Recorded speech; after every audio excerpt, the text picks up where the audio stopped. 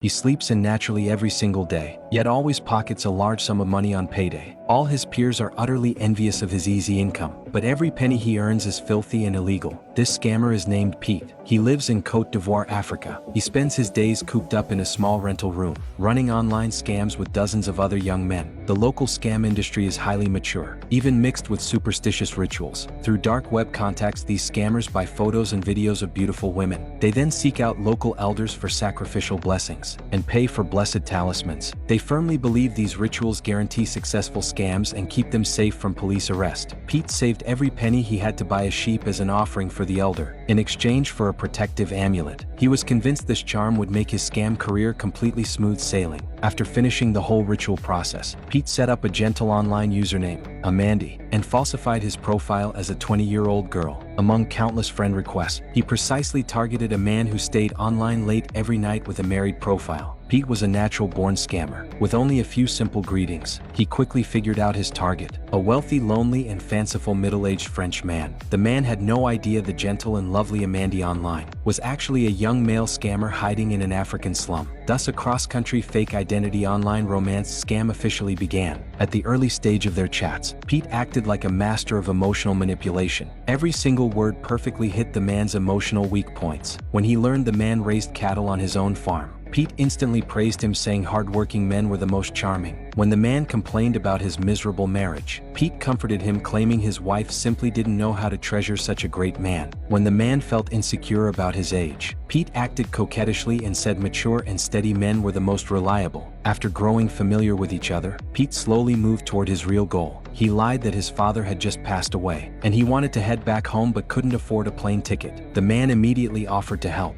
worried that asking for too much money up front would scare his big fish away. Pete only requested 1,000 euros.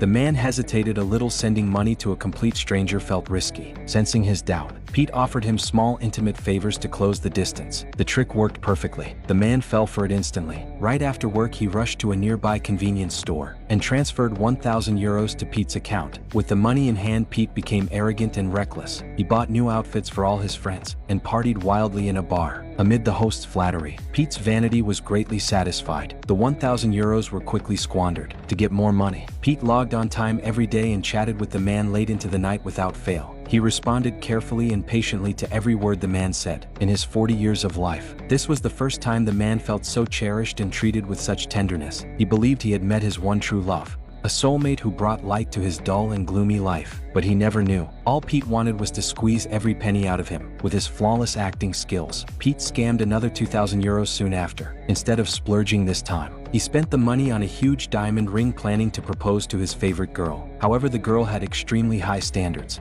and refused to marry him without a house or a car. Now, Pete pinned all his hopes on the middle-aged French man.